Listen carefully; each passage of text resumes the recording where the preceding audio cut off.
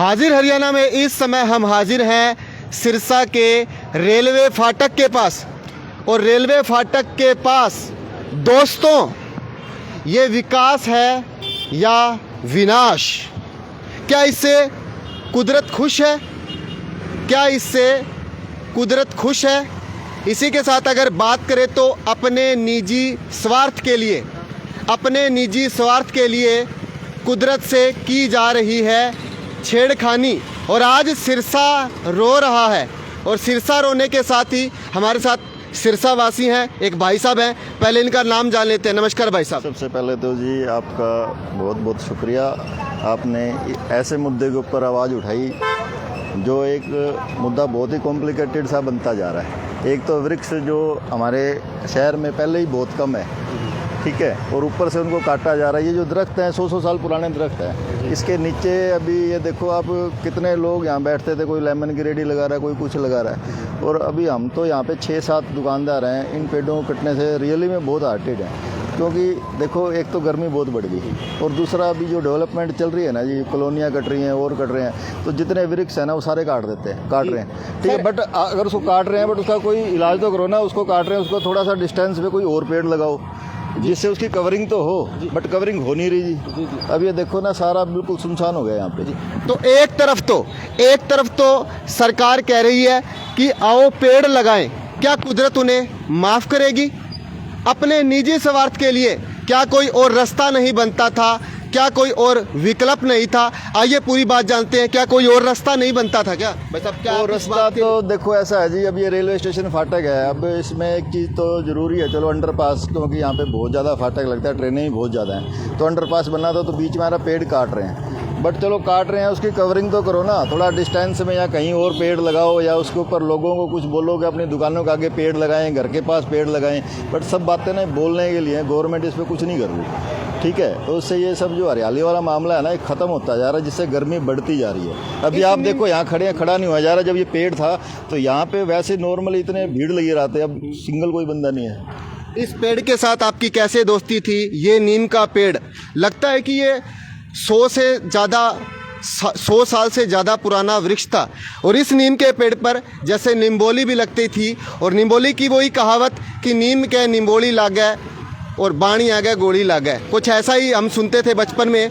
तो इस नीम की छांव और इस नीम के साथ आपका कैसा अटूट संबंध था? कैसे इसकी जो नीम की भीनी भीनी सुगंध थी आप उसे महसूस करते थे? मैं सुबह जैसे अपनी शॉप पे आता था तो आते ही नीम की जो सुगंध थी, हम तो आज उसको मिस कर रहे हैं। क्योंकि सुबह से शाम तक देखो नीम का पेड़ एक 80 साल पुराना पेड़ जी, ठीक है ना जी। अब उस चीज़ को मिस कर रहे हैं जी। यहाँ पे 2 पेड़ थे इतने बड़े बड़े, दोनों ही काट दिए। अब यहाँ पे इतना टेम्परेचर बढ़ा खड़ा है, वो सब चीज़ें ख़त्म हो गई। हम तो बहुत ज़्यादा हार्टेड हैं बट कुछ कर नहीं सकते, क्योंकि गवर्नमेंट का मामला है जी, इसमें क्या करेंगे। तो पेड़ की हत्या करने वाले, इन पेड़ की हत्या करने वाले नेताओं को क्या कुदरत माफ़ करेगी? जैसा कि आपको बता दें कि ये जो पेड़ काटे गए हैं, इसका जो टेंडर है वो किसी स्थानीय भाजपा नेता के पास है, तो क्या उन्हें कुदरत माफ़ करेगी? लगातार तस्वीरों में देखेंगे तो वहाँ भी एक बिल्कुल रेलवे फाटक के पास एक बहुत बड़ा नीम का पेड़ था, उसे भी काट दिया गया। और उसी से बिल्कुल कोने पर था जाल का वृक्ष। और जाल के वृक्ष की एक इतनी बड़ी महिमा है, वहाँ साधु संत महात्मा तपस्या करते हैं, लेकिन उस जाल के वृक्ष को भी काट दिया गया। आखिर क्यों ऐसा किया गया? आइए यहाँ मेरे साथ कुछ लोग हैं, इनसे जान लेते हैं इस नीम के साथ आपका कैसा रिश्ता था?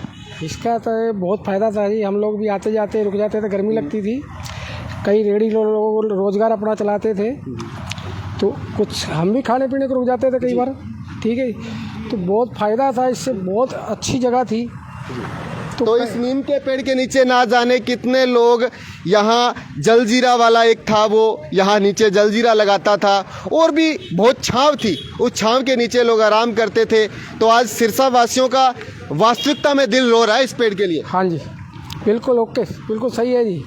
क्योंकि ये यहाँ पर कई लोग थे कि चाउमीन वाला, बर्गर वाला था, कभी हम भी खाने के लिए रुकते थे उसके पास। तो आज वो भी नहीं रुक पाएगा और ना हम खा पाएंगे यार करें। तो लोगों के धंधे पर भी बहुत असर पड़ा है, व्यापार पर पूरा असर पड़ा है।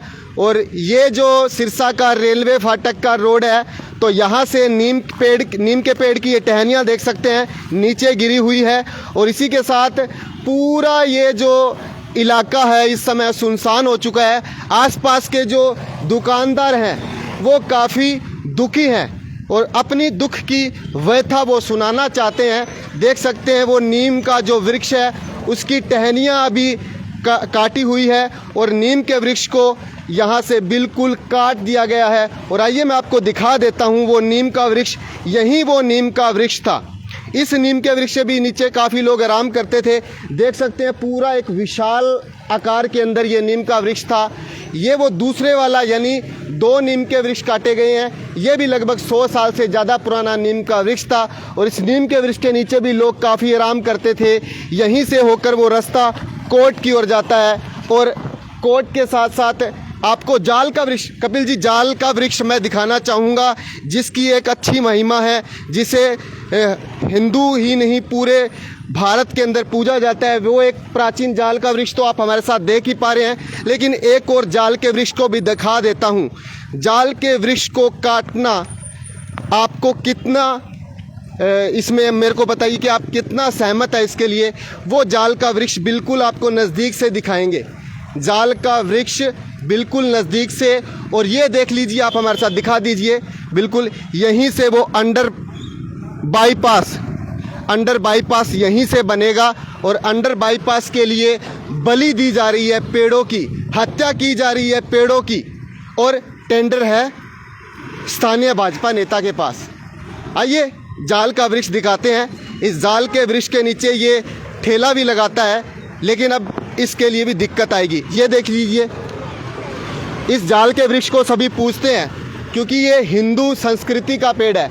इसके नीचे संत महात्मा अपनी तपस्या करते हैं। देख रहे हैं इस समय इस जाल के वृक्ष की टहनियाँ आसपास में बिखरी हुई है और इस जाल के वृक्ष को भी काट दिया गया है। और यहाँ ठेला लगाता हुआ एक भाई है जो इसकी छांव के नीचे ठेला लगाता था, लेकिन मुझे लगता है कि अब इसका भी ठेला यहाँ से बंद हो जाएगा क्योंकि पेड़ कट चुका है। अब यहाँ छांव नहीं रहेगी तो लोग आराम कैसे करेंगे। और आइए इस पूरी बात के साथ मैं कपिल मेहता जी से बात करूँगा।